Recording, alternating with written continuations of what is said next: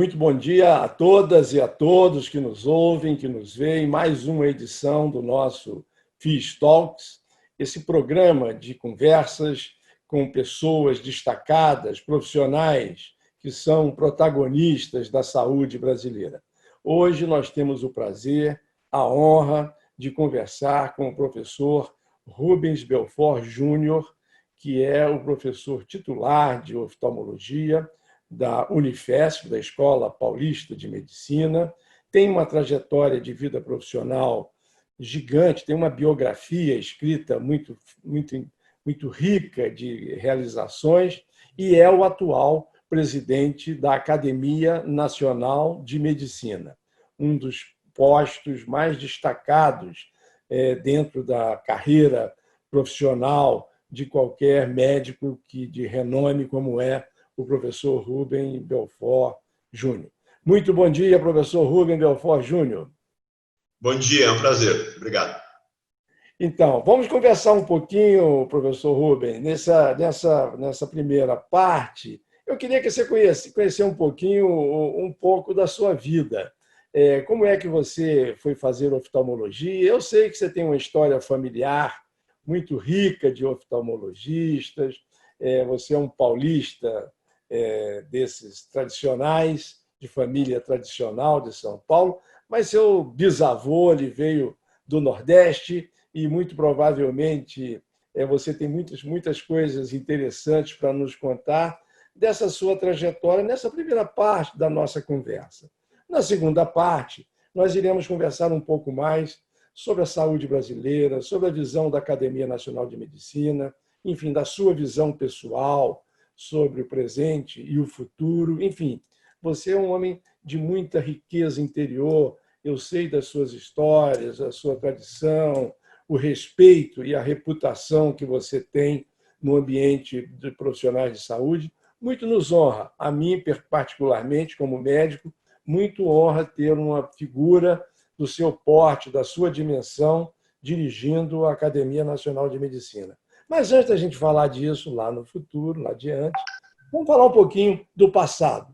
Como é que foi a sua inspiração? De onde veio essa inspiração para ser essa referência em oftalmologia? Como é que foi a sua vida? O que você fez na sua juventude de interessante que pudesse ser inspirador para tantos jovens que nos ouvem e que nos veem nesse programa FIS Talks?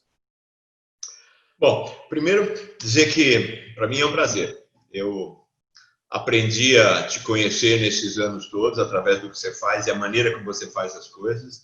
E então é uma alegria e é uma honra estar aqui com você. Como você falou, eu sou um paulista típico. Paulista típico geralmente tem um pouquinho de família tradicional e muita coisa de gente de outros lugares do Brasil, né? Então, uma parte pequena realmente está em São Paulo há 200 anos, mas eu tenho antecedentes do Maranhão, da Bahia, da Itália, da Alemanha, de tudo quanto é lugar. Meu bisavô foi do Maranhão para o Rio de Janeiro, se formou engenheiro no Rio de Janeiro, e em 1900 era astrônomo e engenheiro. Foi para São Paulo e trabalhava com lentes, porque ele dava a hora certa da cidade de São Paulo no observatório que ele construiu na Avenida Paulista. Por causa disso, acho que meu avô foi oftalmologista quando terminou medicina. E a tradição vem daí, quer dizer, meu avô oftalmologista, meu pai oftalmologista, eu também, agora tem meu filho. Acho que é por acaso de ouvir história, felizmente ninguém nunca obrigou ninguém a fazer nada, mas as boas histórias, né, acabam dentro da gente. E junto com essas histórias de medicina e oftalmologia, veio também, eu era garoto, a questão da Amazônia. Meu pai fez a tese de livre-docência dele em 1950 e pouco, verificando se o índio é verdade que enxergava melhor do que o homem branco ou não. À época, diziam que o índio enxergava melhor, porque o índio via o macaco muito melhor na floresta do que o homem branco. E o trabalho de livre-docência dele foi mostrar que o índio via o macaco melhor na floresta porque estava acostumado. Do mesmo jeito que a gente vê o sorveteiro melhor na praia do índio, porque, né, tem um fator cultural. Mas então, meu pai conviveu com Noel Núteos, Darcy Ribeiro e todo esse pessoal. E eu, garoto, ouvia isso. E aí, na hora da medicina, eu acabei juntando o interesse da medicina com o interesse da Amazônia. E faz mais de 50 anos que eu trabalho lá. É um trabalho que a gente se orgulha muito na Escola Paulista de Medicina, do Instituto da Visão, e nós temos uma assistência importante em vários lugares, tratando de levar a melhor tecnologia para aquela região. Temos, inclusive, nos últimos tempos, trabalhado muito com a Marinha Brasileira. Por coincidência, o navio mais importante, bonito, da Marinha Brasileira na Amazônia, tem o nome Soares de Meirelles, que foi o primeiro presidente da Academia Nacional de Medicina. Soares de Meirelles é o patrono do serviço médico da Marinha Brasileira. Então, as coisas foram se juntando cada vez mais, né? E a última vez que nós estivemos no Amazonas agora foi em Parintins, em março, logo antes da explosão da covidemia. E é um trabalho fascinante e uma coisa complementa a outra. Muito interessante. Quer dizer que você vai regularmente à Amazônia em um programa do Instituto de Olhos, aí da sua universidade, que você dirige, e lá você faz um projeto assistencial com as comunidades ribeirinhas, as comunidades indígenas, ou é só nas cidades grandes que vocês ficam? Como é o projeto em si? O projeto, para começar, é bem moderno. É um projeto da Universidade Federal de São Paulo, a Universidade Federal do Amazonas, o Instituto da Visão, que é uma entidade filantrópica privada, e a indústria. A gente acredita muito em parcerias, né? Parceria público-privada e também parceria do não governo com o governo. Ultimamente, muito com a Marinha Brasileira, como eu falei, mas também com o Exército. A gente atua principalmente nas cidades pequenas, nas comunidades ribeirinhas. Tem muito pouco índio, realmente, como tal, naquela região, né? Tem um indivíduo que tem antecedentes indígenas e tal, mas já vive há 1 ou 2 gerações, como os outros brasileiros. A gente produz, então, esse trabalho, mas acredita também que não tem essa história de usar tecnologia antiga, porque a tecnologia antiga não deu certo nem antigamente, agora vai dar menos certo ainda. Então, nós temos, por exemplo, um trabalho super importante de teleoftalmologia, telemedicina. A gente usa recursos disponíveis, cada vez que a internet chega no lugar, a gente se usa realmente a internet para ajudar a fazer consultoria diagnóstica e terapêutica, inclusive dando poder para o não especialista. Quer dizer, a tecnologia permite o médico que não é oftalmologista tirar a fotografia de um problema no olho e mandar para nós. A gente tem um centro de leitura, a gente devolve a informação. Então, isso é um exemplo do que a gente faz, mas também tem residentes da Amazônia, residentes nossos que participam. Nós temos um trabalho também super interessante em Rondônia, tem uma cidadezinha em Montenegro. Não tem oftalmologista lá. Então, os médicos usam o nosso sistema de informação para receber informação, tratar os pacientes que eles podem tratar, ou referir para exame aqueles que mais necessitam. É toda uma rede de infraestrutura. O ano passado, nós ganhamos o maior prêmio de oftalmologia do mundo, 1 milhão de euros, junto com mais 2 entidades, por ser o trabalho no mundo inteiro mais importante nessa área assim, de aplicação da oftalmologia para melhorar a visão das populações. Que legal. E aí, então, vocês fazem são mutirões, eventualmente, mas tem um programa regular de suporte que agora vocês estão embarcando tecnologia do tipo telemedicina, telediagnóstico, para dar suporte aos médicos locais. E quando vão lá, fazem aquilo que precisa ser feito, cirurgias ou coisas agudas que possam dar apoio. Seria esse. E isto é financiado através das parcerias públicas-privadas. E você tem esse ânimo todo, apesar da sua carreira profissional ser tão grande, tão exitosa, tantos compromissos, é presidente da Academia Nacional de Medicina, dá aula, atende os seus pacientes privadamente. Você tem uma vida muito, assim, uma agenda muito complicada, muito cheia. Eu mesmo estou vendo isso, a gente está tentando já há algum tempo fazer esse encontro, e nós temos que terminar logo, você já tem um outro encontro com a Colômbia e tal, e ainda assim você encontra um tempo na sua agenda para se dedicar a essas causas humanitárias, eu diria até. Essa questão humanitária, ela foi herdada dos seus pais também, Rubem? Foi assim que você cresceu na sua família? O teu pai tinha essa visão de compartilhar o lado da compaixão, do humanismo com o lado profissional médico, sempre são coisas absolutamente indissociáveis, né? Você ter compaixão, ter empatia, se colocar no lugar do outro, isso faz parte da sua formação familiar, né? Essa influência é mais do seu pai, é da sua mãe, ou é de todos na família? Como é que foi essa sua... Isso é muito, muito bom a gente saber, porque o jovem que está vendo isso hoje, que vai fazer medicina, eu tenho percebido os jovens com uma tendência muito forte de procurar a especialidade que dá mais dinheiro. Essa tem sido uma lógica, é aquela que requer mais equipamentos de investigação diagnóstica. Muitos, não são todos, vamos também não ser injusto com a juventude. Mas alguns, uma boa parte dos jovens que vão para a medicina hoje, eles às vezes pensam que a medicina é só fazer diagnóstico com equipamento e faturar. Não, tem um lado humano, um lado importantíssimo, que é esse que você vai nos falar um pouquinho mais. Como é que você construiu dentro do seu caráter esse lado humano tão bacana, tão assim bonito de se ouvir e de se servir de exemplo para todos? Bom, até parece que a tua agenda é fácil, né? Acho que nós todos temos uma agenda complicada, mas acho que a gente tem que viver a vida que a gente acha que vale a pena. É difícil dizer. Eu tive um avô comunista e um avô fascista. Eu acho que eu tive a sorte, então, de ser vacinado tanto contra o comunismo quanto contra o fascismo quando eu era criança, né? Minha geração é a geração da ditadura. Eu fui preso durante a ditadura porque nós acreditávamos que tinha que ter uma atividade política que o governo não gostava, mas, ao mesmo lado, que eu via um lado, eu via o outro, e eu acho que a maior parte dos médicos, sem dúvida nenhuma, continua da maneira que era antes. O médico se interessa em ajudar os outros. O que eu costumo dizer que a medicina de 3.000 anos tem em comum com a medicina de agora é o ato de ajudar os outros. Quer dizer, ajudar os outros a viverem melhor é a essência da medicina. Isso continua. Claro que o indivíduo que quer ganhar dinheiro é melhor escolher outra profissão, até porque se ele vem com aquela ideia que vai conseguir ganhar muito dinheiro quanto a geração anterior, provavelmente ele está no rumo errado. Até porque você verifica, tem muitos estudantes de medicina, quando você pergunta qual é a especialidade que você quer ter. Eu quero ser empreendedor. Como é que é? Eu quero ser empreendedor. Porque na cabeça do pessoal, empreendedor quer dizer ser rico. Ele não entende que a maior parte dos empreendedores não fica rico, né?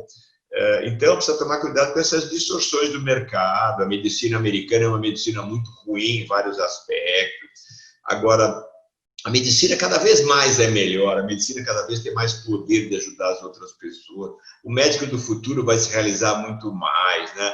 Ajudando crianças e adultos, ajudando a prevenir doença na geração seguinte. A medicina é fantástica. E acho que essa é a mensagem para a nova geração, o pessoal que está querendo estudar em ser médico ou não, e ver com essa questão do Covid, como melhorou a percepção da garotada, dos adolescentes em relação à medicina. Está aumentando o número de jovens que se interessam pela medicina e pela saúde, não é só se interessar mais pelo dinheiro, né? E é uma nuance importante. Eu acho que você fazer medicina para ganhar dinheiro é terrível. Agora, você fazer uma medicina que você não pode também ganhar dinheiro é igualmente terrível. O sistema tem que propiciar ao médico a condição que ele precisa para exercer bem a profissão e viver bem. Mas não pode ser aquela ganância, né, de entrar na medicina para ganhar dinheiro, ponto. Eu acho que a diferença é uma diferença aparentemente pequena, mas é muito grande. Muito interessante esse olhar da medicina de hoje.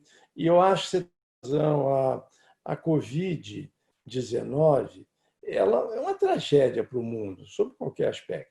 Mas, de toda maneira, ela parece ter servido, aqui no nosso caso, para mostrar um pouco esse Brasil profundo, mostrar as entranhas, as desigualdades, as assimetrias existentes.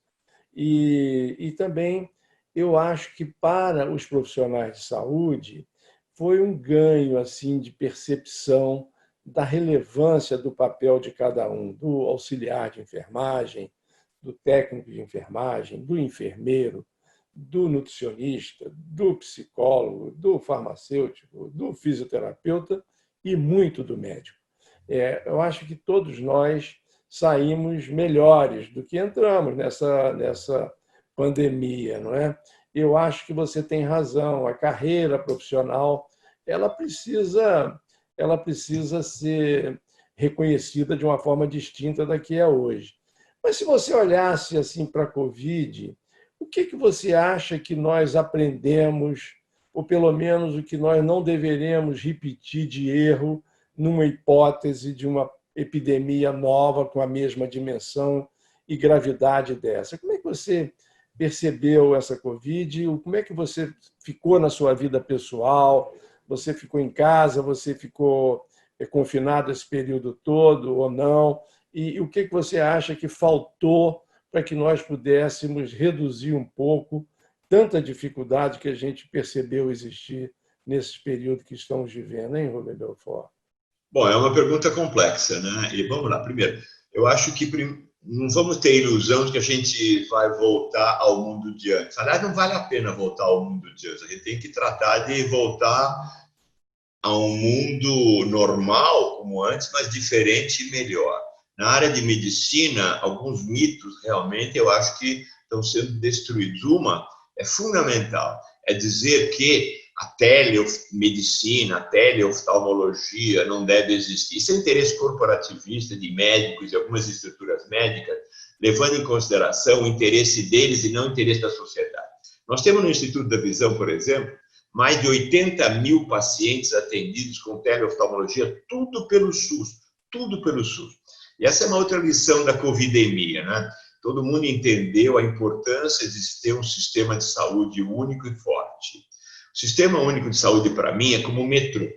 Claro, tem que ter Uber, tem que ter táxi, quem quiser ter helicóptero pode ter, mas se você não tiver um sistema de transporte público de massa na cidade, ela não funciona. E sem o SUS, o privado atrapalha. Sem o metrô, o Uber não sobrevive. Então, é fundamental a gente ter um sistema único de saúde moderno, um sistema único de saúde que não seja estatizante, mas seja republicano, um sistema único de saúde que consiga integrar com ética o interesse da sociedade com a ajuda de grupos financeiros privados, até para aumentar o rendimento. Então, essas são lições importantes. Uma outra lição que eu acredito, espero, que tenha realmente ficado forte no Brasil, é que o médico não é melhor que o outro profissional de saúde. O médico é o mais caro, o médico é o que demora mais. E por isso, geralmente, é mais bem preparado, e por isso, geralmente, acaba numa posição mais alta. Porém, ele não deve ocupar a posição mais alta só porque ele é médico. Cada vez mais a equipe de saúde é formada por diferentes especialistas e todos extremamente competentes. Eu não vou ficar contra o funcionário do Ministério da Saúde que está responsável pela vacina, agora porque ele é veterinário, ele é fonoaudiólogo ou psicólogo. Eu vou ficar contra ou a favor pela capacidade dele, não pelo diploma que ele tem. Então, esse é um mundo cada vez mais forte também dentro da saúde. Eu acho que esse é um conceito que a gente tem que levar em consideração. O ensino também está sendo revolucionário, quer dizer, os métodos tradicionais de ensino estão sendo abolidos e substituídos por outro. Acabar com essa história que o indivíduo tem que frequentar uma atividade presencial.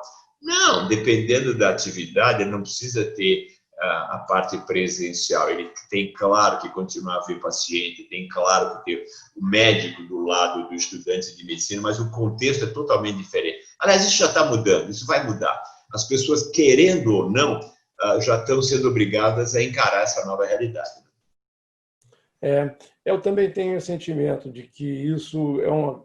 Até essa Covid mostrou isso, da importância da equipe multiprofissional, interdisciplinar, de valorar as pessoas, desde o porteiro, do acolhimento e da comunicação bem feita, que eu acho que isto é uma falha do nosso sistema de saúde. Aliás, de uma forma em geral, as comunicações no Brasil não são adequadas, mas muito especialmente neste período de tanta gravidade, uma boa comunicação entre todos, uma capacidade de identificar as qualidades profissionais de cada um, para você poder integrar todo mundo naquilo que ele tem de melhor. Enfim, faltou algumas coisas que eu entendo que nós poderemos estar conversando um pouco mais já no nosso... Integrar, né? Se você me permitir, integrar. Vou lhe contar uma coisa que recentemente, há 3 semanas, eu descobri.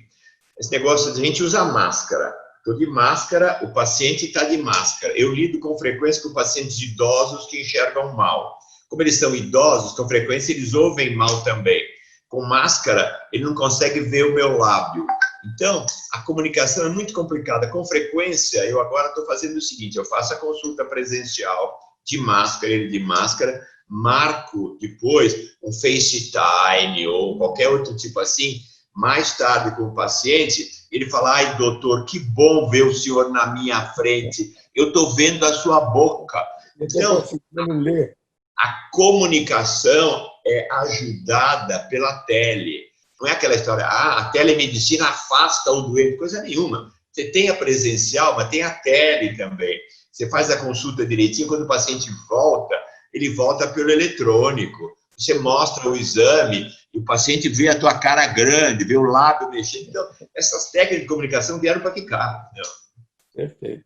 Muito bom, professor Rubens Belfort Júnior. Chegamos ao final da primeira etapa do nosso encontro. Nós vamos já, fiquem conosco, porque o professor Rubens vai continuar conversando e nós estaremos, daqui a pouco, gravando e reproduzindo brevemente a segunda parte desse nosso encontro com o professor Rubens Belfort Júnior e sua trajetória na vida da saúde brasileira. Muito obrigado a todos e fiquem conosco, que em breve teremos a segunda parte.